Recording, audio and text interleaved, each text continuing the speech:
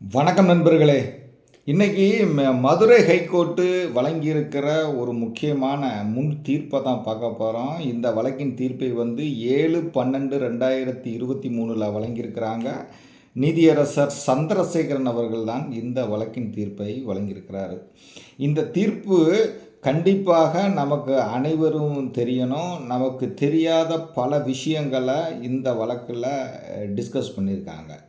குறிப்பாக இந்த வழக்கில் என்ன விஷயத்தை டிஸ்கஸ் பண்ணியிருக்காங்கன்னா, ஒரு கிரைய ஆவணமானது எழுதப்பட்டு சார்பதிவாளர் அலுவலகத்தில் பதிவுக்காக தாக்கல் செய்யப்படும் நிலையில் குறைவு முத்திரை கட்டணம் காரணமாக நிலுவையில் வைக்கப்பட்டு பின்னர் ஆய்வு செய்யப்பட்டு அந்த குறைவு முத்திரை திருவியை வசூலித்த பிறகு பதிவு செய்யப்படுகிறது.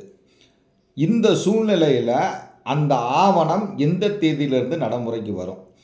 பதிவுக்காக சார்பதிவாளர் அலுவலகத்தில் தாக்கல் செய்த தேதியிலிருந்து நடைமுறைக்கு வருமா, அல்லது அது நிலுவையில் வைக்கப்பட்டு குறைவு முத்திரை தீர்வை வசூலிக்கப்பட்ட பின் பதிவு செய்யப்படுகிறது அல்லவா ஒரு டேட்டு, அந்த தேதியிலிருந்து நடைமுறைக்கு வருமா? இதற்கு இடையில் இந்த சொத்து வில்லங்கமாயிடுச்சுன்னா எந்த தேதியை கணக்கில் எடுத்துக்கிறது? சார்பதிவாளர் அலுவலகத்தில் பதிவுக்காக தாக்கல் செய்யப்பட்ட தேதியை கணக்கில் எடுக்கணுமா, அப்படி இல்லைன்னா அந்த ஆவணம் பதிவு செய்யப்பட்ட தேதியில் கணக்கில் எடுக்கணுமா அப்படிங்கிறத தான் முக்கியமாக இந்த வழக்கில் டிஸ்கஸ் பண்ணியிருக்காங்க. அதுபோக பவர் குறித்தும் இந்த வழக்கில் நிறைய விஷயங்களை டிஸ்கஸ் பண்ணியிருக்காங்க. ஒரு பவரானது நான் கடனுக்கு பிணையமாக தான் எழுதி கொடுத்தேன் அப்படின்னு சொல்லும் பொழுது அதை எப்படி நீதிமன்றத்தில் நிரூபிக்கணும் அப்படிங்கிறதையும் இந்த வழக்கில் டிஸ்கஸ் பண்ணியிருக்காங்க. நான் நடத்திக்கிட்டு இருக்கிற ஒரு வழக்கு தொடர்பாக முன் தீர்ப்பை பார்த்துக்கிட்டு இருக்கும்போது இந்த தீர்ப்பு நமக்கு கிடைச்சது. நேரடியாக வழக்கின் சுருக்கத்துக்குள்ளே போவோம், உங்களுக்கு ஈஸியாக புரியும். மிகப்பெரிய தீர்ப்பு தான். ஆனால் நான் சுருக்கமாக ஒரு கதை மாதிரி உங்களுக்கு சொல்கிறேன். உங்கள் மனசில் டக்குன்னு அது நின்றுக்கிடும். நாளைக்கு இது போன்ற ஏதாவது பிரச்சனைகளை நீங்கள் சந்திக்கும் போது டக்குன்னு இந்த தீர்ப்பு உங்கள் ஞாபகத்துக்கு வரும். இந்த வழக்கில் கண்ட வாதியின் பெயர் ஐயம்மாள், பிரதிவாதி பேர் ராஜேந்திரன். இந்த வாதி ஐயம்மாள் கீழமை நீதிமன்றத்தில் ஒரு வழக்கை தாக்கல் பண்ணுறாங்க.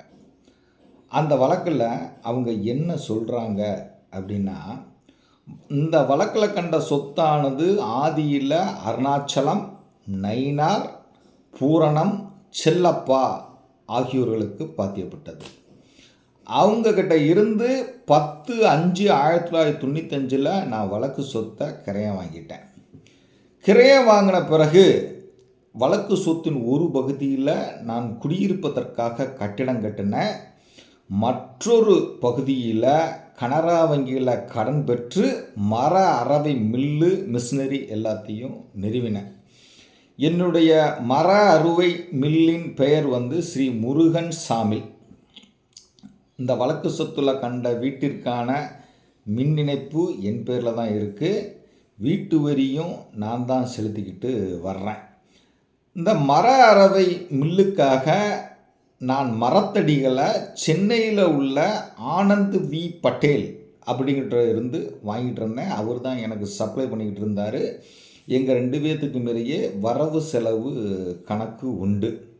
இந்த சூழ்நிலையில் அந்த ஆனந்த் வி பட்டேல் மரத்தடிகளை நீங்கள் என்ற பெற்ற வகைக்காக ரூபாய் 5 லட்சம் பாக்கி இருக்குது, அதுபோக நான் உங்கள் தொழிலுக்காக கூடுதலாக ஒரு 10 லட்சம் தர்றேன், அதனால் நீங்கள் இந்த வழக்கு சொத்தை பொறுத்து எனக்கு செக்யூரிட்டியாக ஒரு பவர் கொடுங்க அப்படின்னு சொல்லி கேட்டார். எனக்கு பவர் கொடுக்கறதுக்கு மனசே இல்லை. இருந்தாலும் கூட அந்த டயத்தில் எனக்கு அவசரமாக பணம் தேவைப்பட்டதால் வேறு வழியின்றி 23/5/2000 இந்த ஆனந்த் வி பட்டேல் பெயருக்கு பவர் கொடுத்தேன். ஆனால் அவர் பவர் கொடுப்பதற்கு முன்பாக எனக்கு 10 லட்சம் கடனாக தருவதாக சொல்லியிருந்தார். ஆனால் நான் பவர் கொடுத்த பிறகு அந்த 10 லட்சம் கடனை எனக்கு தரலை. அப்படி தராமல் நான் கொடுத்த பவரை பயன்படுத்தி வழக்கு சொத்தை வேறு நபர்களுக்கு வில்லங்கம் செய்ய முயற்சி செய்வதாக எனக்கு தெரிய வந்துச்சு. அதனால் அந்த பவரை 3/8/2000 நான் ரத்து செஞ்சிட்டேன். அப்படி ரத்து செய்யப்பட்ட விவரத்தை என் கணவர் மூலமாக ஆனந்த் வி பட்டேலுக்கு தெரிவிச்சிட்டேன். அப்படி தெரிவித்த பிறகு இந்த சொத்தை எப்படியாவது அபகரிச்சிடணும் அப்படிங்கிற கெட்ட எண்ணத்தில் ஆனந்த் வி பட்டேல் பவர் ரத்து செய்யப்பட்ட பிறகு சட்டவிரோதமாக 12/12/2000 வழக்கு சொத்தை சென்னையில் உள்ள சங்கர் டிம்பர் டிப்போவின் பங்குதாரருக்கு கிரயம் செஞ்சு கொடுத்துட்டாரு. அந்த கிரயம் செல்லாது, அந்த கிரயம் என்னை கட்டுப்படுத்தாது. பவரை ரத்து செய்த பிறகு அந்த கிரயம் செய்யப்பட்டு இருப்பதால் அந்த கிரயமானது இயற்கையிலேயே செல்லாது. அந்த சங்கர் டிம்பர் டிப்போட்ட இருந்து இந்த வழக்கு பிரதிவாதி சொத்தை நான் கிரயம் பெற்றிருப்பதாக கூறி என்னுடைய அனுபவத்துக்கு இடைஞ்சல் பண்ணுறாரு. நான் டாக்குமெண்ட்டை காட்டுங்கன்னு கேட்டேன், ஆனால் டாக்குமெண்ட்டையும் காட்டே மாட்டேன்ட்டாரு. ஆனால் சொத்தை நீ என்கிட்ட ஒப்படைக்கணும், சொத்தை ஒப்படைக்கலைன்னா நான் அத்துமீறி சொத்துக்குள்ளே நுழைஞ்சி ஆக்கிரமிச்சிருவேன், உன்னையும் வெளியே தருவேன்னு சொல்லி தொடர்ந்து என்னை மிரட்டிட்டு வர்றதுனால என்னால் நிம்மதியாக இந்த சொத்தை அனுபவிக்க முடியலை. அதனால் வழக்கு சொத்தை நான் நிம்மதியாக அனுபவித்து வருவதற்கு எந்த இடைஞ்சலும் செய்யக்கூடாது அப்படின்னு கேட்டு சூட்டை போடுறார். அப்போ சூட் ஃபார் பேர் இன்ஜெக்ஷன். இந்த வழக்கிற்கு ராஜேந்திரன் ஒரு ரிட்டன் ஸ்டேட்மெண்ட்டு போடுறார். அதில் அவர் என்ன சொல்கிறாருன்னா, வழக்கு சொத்து வாதிக்கு பாத்தியப்பட்டது அப்படிங்கிறது உண்மைதான். அவர் அந்த சொத்தில் மர அறுவை மில்லை வச்சிருக்கிறாரு அப்படிங்கிறதும் உண்மைதான். அந்த மர அறுவை மில்லு வைப்பதற்காக வாதி கனரா வங்கியில் பணம் கடன் பெற்றிருந்தார். ஆனால் மர வியாபாரம் சரியாக நடைபெறலை. அதனால் வழக்கு சொத்தை விற்கணும் அப்படின்னு டிசைட் பண்ணி ஆனந்த் வி பட்டேல் அப்படிங்கிறவருக்கு பவர் கொடுத்தாரு. அந்த பவர் அடிப்படையில் ஆனந்த் வி பட்டேல் சங்கர் டிம்பர் டிப்போவுக்கு கிரயம் செஞ்சு கொடுத்துட்டாரு. அந்த கிரய ஆவணமானது சார்பதிவாளர் அலுவலகத்தில் 4/8/2000 தாக்கல் செய்யப்பட்டது. ஆனால் போதிய முத்திரை கட்டணம் செலுத்தப்படல அப்படின்னு சொல்லி சார்பதிவாளர் அலுவலகத்தில் அது பதிவு செய்யாமல் நிலுவையில் வச்சுருந்தாங்க. அதன் பிறகு ஆய்வு செய்யப்பட்டு அவங்க கெட்ட சொன்ன இந்த குறைவு முத்திரை கட்டணத்தை நாங்கள் செலுத்திட்டோம். அப்படி செலுத்தின பிறகு 12/12/2000 அந்த ஆவணத்தை பதிவு பண்ணிட்டாங்க. அதனால் பவர் ஊர்ஜிதத்தில் இருக்கும் பொழுதே நாங்கள் கிரை ஆவணத்தை எழுதி சார்பதிவாளரில் தாக்கல் பண்ணிட்டோம். குறைவு முத்திரை கட்டணம் காரணமாக தான் அது நிலுவையில் இருந்துச்சே தவிர மற்றபடி அது நிலுவையில் இல்லை. அதனால் பவரை ரத்து செஞ்ச பிறகு தான் ஆனந்த் வி பட்டேல் இந்த சங்கர் டிம்பர் டிப்போவுக்கு கிரயம் கொடுத்தாரு அப்படிங்கிறது உண்மை இல்லை.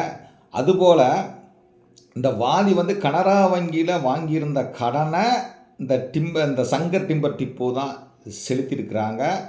அந்த கடன் தொகையை அவற்றிருந்து வாங்கிக்காங்கன்னு சொல்லி இந்த வாதி வங்கிக்கு ஒரு கடிதமும் கொடுத்துருக்கிறாரு. கடனை முழுமையாக சங்கர் டிம்பர் டிப்போ செலுத்திட்டாங்க. அதனால் மூல ஆவணங்கள் அசல் ஆவணங்கள் அனைத்தையுமே சங்கர் டிப்போ கிட்ட ஒப்படைச்சிட்டாங்க. அதனால் கிரயம் சட்டப்படி செல்லும். அந்த சங்கர் டிப்போட்ட இருந்து நான் சரியான பிரதி பிரயோஜனம் கொடுத்து வழக்கு சொத்தை கிரயம் வாங்கிட்டேன். நான் கிரயம் வாங்கின காலத்திலேருந்து வழக்கு சொத்து என்னுடைய அனுபவத்தில் தான் இருக்குது. வாதி வழக்கு சொத்தில் குடியிருந்து வருவதாக சொல்வது போய் வழக்கு சொத்து முழுமையாக என்னுடைய அனுபவத்தில் இருக்குது. அதில் யாரும் குடியிருக்கல, யாரும் வாடகைக்கும் இல்லை. வாதி விளம்புகை பரிகாரம் கேட்காமல் வெறுமனே டிக்ளரேஷன் கேட்டு தாக்கல் செஞ்சுருக்கிற இந்த வழக்கு சட்டப்படி செல்லாது. அதனால் நான் வாங்கியிருக்கிற கிரயம் சட்டப்பூர்வ கிரயம். அதனால் நீங்கள் வாதியினுடைய வழக்கை தள்ளுபடி பண்ணுங்க அப்படின்னு சொல்லி ரிட்டன் ஸ்டேட்மெண்ட்டு போடுறார். இதுக்கு அடிஷ்னல் ரிட்டன் ஸ்டேட்மெண்ட்டு போடுறாங்க. அப்புறம் அதுக்கு ரிப்ளை ஸ்டேட்மெண்ட்டு போடுறாங்க. இப்படி நிலுவையில் இருக்கும்போது இந்த வாதி இன்னொரு வழக்கை தாக்கல் பண்ணுறார். அந்த வழக்கை யார் மேலெல்லாம் தாக்கல் பண்ணுறாருன்னா, 1வது பிரதிவாதி யார்? இந்த சங்கர் டிம்பர் டிப்போ. 2வது பிரதிவாதி யாருன்னா அந்த பவர் கொடுத்த ஆனந்த் வி பட்டேல். மூணாவது பிரதிவாதி யாருன்னா முத்துக்குமார். இந்த முத்துக்குமார் யாருன்னா சங்கர் டிம்பர் டிப்போவினுடைய பவர் ஏஜென்ட். நாலாவது பிரதிவாதி ராஜேந்திரன், இந்த கிரயம் வாங்கினவர். அந்த ராஜேந்திரகிட்ட இருந்து அடுத்தடுத்து கிரயம் வாங்கினவங்க 5 முதல் 8 பிரதிவாதிகள். அப்போ முதல்ல வாதி முதல் வழக்க கிரயம் வாங்கின ராஜேந்திரனுக்கு எதிராக போடுறாரு. அது சூட் ஃபார் பேர் இன்ஜெக்ஷன். அதுக்கு பிறகு ராஜேந்திரன் ஒரு 4 பேர்த்துக்கு சொத்தை அடுத்தடுத்து வித்துடுறாரு. அதனால் அந்த வித்தவங்களையும் வழக்கில் சேர்த்து இப்போ இந்த வழக்கில் வாதி என்ன பரிகாரம் கேட்குறாரு அப்படின்னா, 12/12/2000 ஆனந்த் வி பட்டேலுக்கு நான் கொடுத்த பவராவணமான 12/12/2000 ஆனந்த் வி பட்டேலிடமிருந்து இந்த 1வது பிரதிவாதியான சங்கர் டிம்பர் டிப்போ வாங்கியிருக்கிற கிரயம் சட்டப்படி செல்லாது. அதுபோல் 1வது பிரதிவாதி சங்கர் டிம்பர் டிப்போ முத்துக்குமார் என்பவருக்கு கொடுத்த பவராவணம் செல்லாது. அதுபோல் சங்கர் டிம்பர் டிப்போட்ட இருந்து ராஜேந்திரன் வாங்கின கிரயம் செல்லாது. அதே போல் ராஜேந்திரன் அந்த 5 முதல் 8 பிரதிவாதிகளுக்கு கொடுத்த கிரயங்கள் செல்லாது அப்படின்னு விளம்புக செய்யணும். அதே நேரத்தில் பெர்மனண்ட் இன்ஜெக்ஷன் வேணும். ஆல்டர் பரிகாரமாக டிக்ளரேஷன் அண்ட் ரெக்கர்வர் பொசிஷன் வேணும் அப்படின்னு கேட்டு 2வதாக ஒரு வழக்காக போடுறார். அந்த வழக்கில் ரிட்டன் ஸ்டேட்மெண்ட் போடுறாங்க. சில பேர் ரிட்டன் ஸ்டேட்மெண்ட்டை சில பேர் அடாப்ட் பண்ணிக்கிறாங்க. அதில் முக்கியமாக அந்த ரிட்டன் ஸ்டேட்மெண்ட்டில் பிரதிவாதிகள் என்ன சொல்கிறாங்கன்னா, வாதியினுடைய வழக்கு லிமிட்டேஷன் ஆக்ட் ஆர்டிக்கல் 56 படி பாதிக்கப்பட்டிருக்கு. டாக்குமெண்ட் பதிவு செய்யப்பட்ட தேதியிலேருந்து 3 வருஷத்துக்குள்ளே வழக்கு போடணும். இங்கே 3 வருஷத்துக்குள்ளே வழக்கு போடலை. ஆல்ட்ரு பரிகாரமாக ரெக்கரா பொசிஷன் கேட்டிருக்காரு. அப்போ ரெக்கரா பொசிஷனுக்கு 12 வருஷத்துக்குள்ளே வழக்கு போட்டிருக்கணும். இங்கே 12 வருஷத்துக்குள்ளே வழக்கு போடலை. 25D கீழே இவர் கோர்ட் ஃபீஸ் எழுதியிருக்கிறாரு. அது தப்பு. நியாயமாக செக்ஷன் 40 தான் கோர்ட் ஃபீஸ் செலுத்தணும்.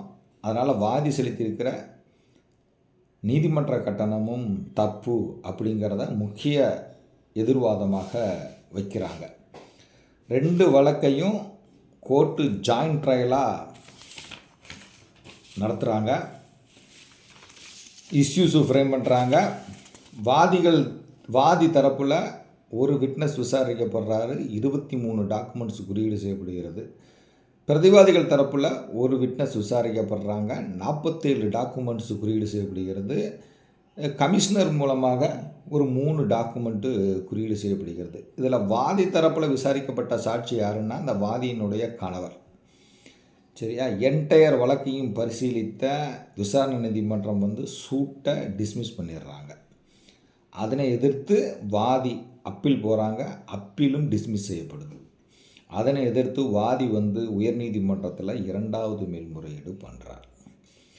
இந்த வழக்கில் வாதி தரப்பில் ஆஜரான வழக்கறிஞர் முக்கியமாக என்ன வாதத்தை வைக்கிறாரு அப்படின்னா, இந்த வாதி ஆனந்த் வி பட்டேலுக்கு எழுதி கொடுக்கப்பட்ட பவர் ஆவணமானது பிணையத்திற்காக எழுதி கொடுக்கப்பட்டது அப்படிங்கிறத விசாரணை நீதிமன்றம் கன்சிடர் பண்ணலை.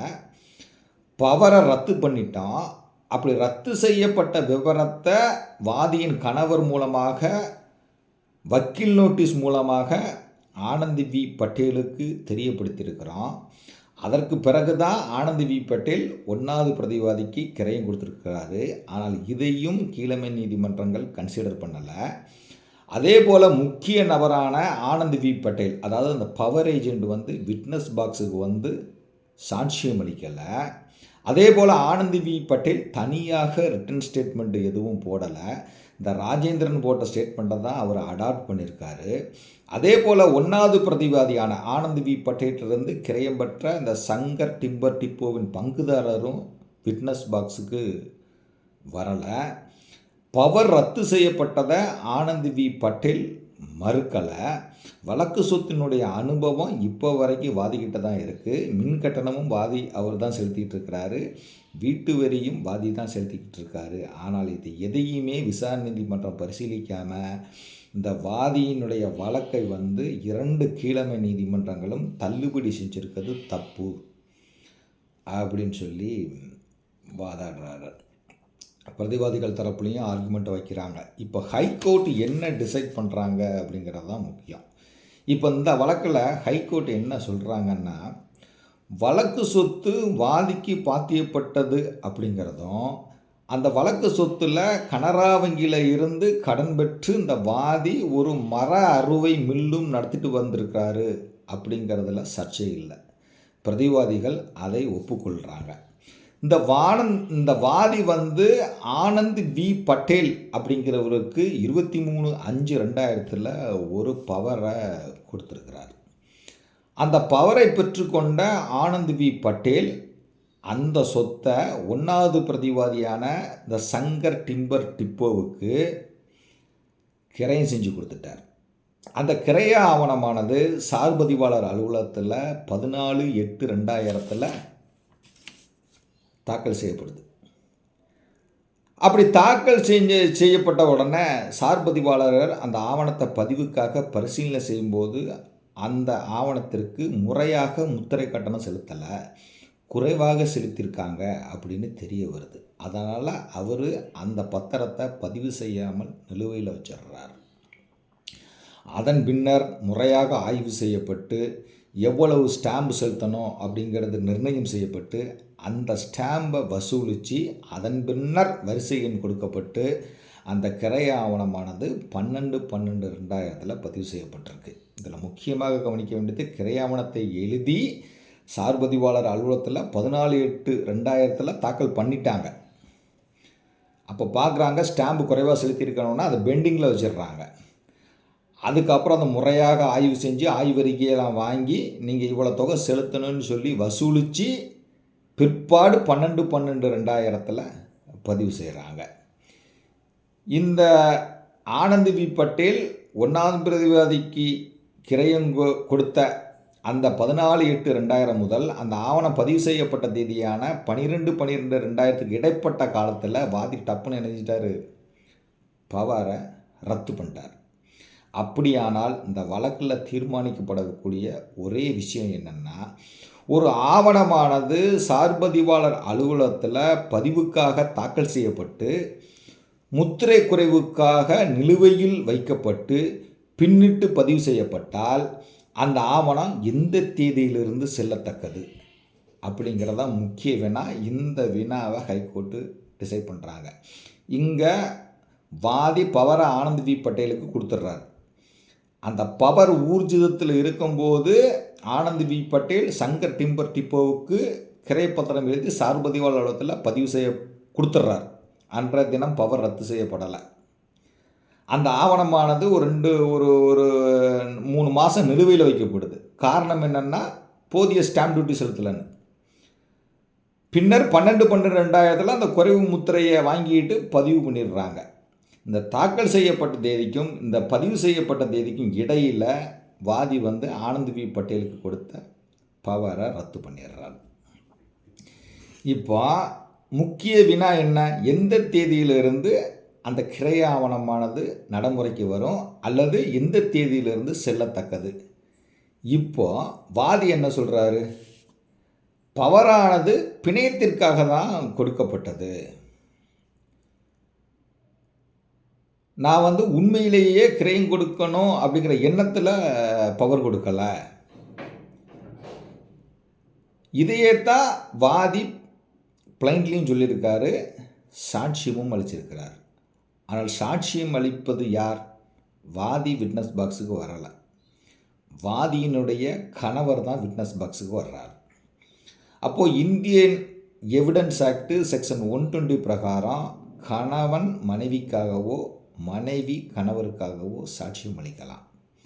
ஆனால் இங்கே பவர் கொடுத்தது மனைவி, நீதிமன்றத்துக்கு சாட்சியம் அளிக்க வந்திருப்பது கணவர். அப்போ வாதிக்கு நேரடியாக தெரியக்கூடிய சங்கதிகள் குறித்து அவங்க சாட்சியம் அளிக்க பாக்ஸுக்கு வந்திருக்கணும். ஆனால் அவங்க வராததுக்கு எந்த காரணமும் சொல்லலை, கணவர் வந்திருக்கிறாரு. அதனால் வாதியின் கணவர் அளித்த சாட்சியத்தை ஒரு தகுந்த சாட்சியமாக கருத முடியாது. வாதி என்ன ரீசன் சொல்கிறாங்க, மரத்தடி வாங்கின வகையில் ஆனந்த் வி பட்டேலுக்கு நான் ஒரு 5 லட்சம் கொடுக்க வேண்டியிருந்துச்சு, எங்களுக்குள்ளே வரவு செலவு இருந்துச்சு, அதுபோக 10 லட்சம் அவர் கடனாக தருவதாக சொன்னார் அதனால தான் நான் மனமின்றி பவர் கொடுத்தேன்னு வாதி சொல்கிறாங்க. ஆனால் இந்த வாதிக்கும் ஆனந்த் வி பட்டேலுக்கும் இடையிலான பரிவர்த்தனை தொடர்பாக எந்த டாக்குமெண்ட்டையும் தாக்கல் செய்யலை. மரத்தடி வாங்கினதுக்கான பில்லோ அல்லது இவர் பணம் கொடுத்து அதற்கான ரசீதை பெற்றதற்கான ஆதாரமோ எதுவும் இல்லை. எந்த டாக்குமெண்ட்டும் தாக்கல் பண்ணலை. அதே போல் பவரை ரத்து பண்ணியிருக்காரு இல்லையா, அந்த பவர் ரத்து ஆவணத்தில் இந்த கடன் அவர் தர்றேன்னு சொன்னதுனால நான் பவர் கொடுத்தேன், ஆனால் கடன் தரலை, அதனால் ரத்து பண்ணுறேங்கிறத சொல்லலை. இந்த வாதி உள்ளூரில் இருக்கார், சொத்து உள்ளூரில் இருக்குது. அப்படி இருக்கும் நிலையில் சென்னையில் வசிக்கிற ஆனந்த் வி பட்டேலுக்கு பவர் கொடுக்க வேண்டிய அவசியம் என்ன? ஆனந்த் வி பட்டேல் சென்னையில் இருக்கார், நீங்கள் உள்ளூரில் இருக்கீங்க, சொத்தும் உள்ளூரில் இருக்குது. நீங்கள் ஏன் மெட்ராஸில் உள்ள ஆனந்த் வி பட்டேலுக்கு சொத்தை நிர்வகிக்க அல்லது விற்பனை செய்ய ஏன் பவர் கொடுக்குறீங்க? அதுக்கு அவசியமே இல்லையே. அதற்கான விளக்கத்தையும் இந்த வாதி அளிக்கலை. பதிவு சட்டத்தில் 2012 ஒரு அமெண்ட்மெண்ட் கொண்டு வந்தாங்க. அந்த அமெண்ட்மெண்ட்டின் அடிப்படையில் 1/12/2012க்கு பின் பதிவு செய்யப்படும் இந்தியாவுக்குள்ளே பதிவு செய்யப்படும் பவர் ஆவணங்கள் கட்டாயமாக பதிவு செய்யப்படணும். அதற்கு முன்பாக பதிவு செய்யப்படக்கூடிய பவர் ஆவணங்கள் விருப்பத்தின் அடிப்படையில் பதிவு செய்து கொள்ளலாம். வாதி இந்த வழக்கு சொத்தை 23/5/2000 பவர் கொடுத்துருக்காரு. ஆனால் அந்த பவர் ஆவணமானது சார்பதிவாளர் அலுவலகத்தில் 19/7/2000 தான் பதிவு செய்யப்பட்டிருக்கு. ஆனால் அப்படி பவர் கொடுத்ததை இவர் ஒத்துக்கிறாரு. அதே போல் இந்த ஆனந்த் வி பட்டேல் அந்த பவரை பெற்றுக்கொண்ட பின் 14/8/2000 சங்கட்டிம்பட்டி போவுக்கு கிரையும் கொடுத்துட்டாரு. அந்த ஆவணத்தை சார்பதிவாளத்தில் பதிவு செஞ்சுருக்கிறாரு. ஆனால் அந்த ஆவணமானது குறைவு முத்திரை காரணமாக 12/12/2000 பதிவு செய்யப்பட்டிருக்கு. ஆனால் அதை வாதி ஒத்துக்கிட மாட்டிருக்காரு. அவர் மட்டும் பவர் 23/5/2000 கொடுக்கலாம். அந்த பவர் ஆவணமானது 19/7/2000 பதிவு செய்யப்படலாம். அதை ஏற்றுக்கிற வாதி இந்த ஆனந்த் வி பட்டேல் 14/8/2000 கிரையம் கொடுத்து சார்பதிவாளத்தில் கொடுத்துட்டாரு. ஆனால் பதிவு செய்யப்பட்டது தான் 12/12/2000 பதிவு பண்ணிருக்கு. ஆனால் அதை மட்டும் ஏற்றுக்கிட மாட்டேன் அப்படிங்கிறத ஏற்றுக்கொள்ள முடியாது. இந்திய ஒப்பந்த சட்டம் பிரிவு 27 படி ஒரு பவர் ஏஜென்ட்டு அவரது பணியை முடிச்சிடலாம். அப்படி அவர் பணியை முடிச்சிட்டாரு அப்படிங்கிறத அவரது நடத்தை மூலமாக கூட அறிந்து கொள்ளலாம். இங்கே 14/8/2000 சொத்தை கிரையம் கொடுத்துட்டாரு, அதை சார்பதிவாளத்தில் தாக்கல் பண்ணிட்டாரு. அப்போ இந்த நடத்தையின் மூலமாகவே அவர் 14/8/2000 சொத்தை விற்றுட்டாங்கிறது தெளிவாக தெரிய வருது. அதனால் இந்திய ஒப்பந்த சட்டம் பிரிவு 27 படி பவர் ஏஜென்ட் அவரது பணியை முடித்து விட்டதாக தான் கருதணும். அதனால் ஆனந்த் வி பட்டேல் பவர் ஊர்ஜிதத்தில் இருக்கும்போதே 14/8/2000 கிரயத்தை 1வது பிரதிவாதிக்கு கொடுத்துட்டாரு. அதே போல் general power of attorney act 1882 பிரிவு 1A மற்றும் 2 படி பவர் ஏஜென்ட் செய்யும் கிரயம் உரிமையாளர் செய்ததாகவே தான் கருதணும்.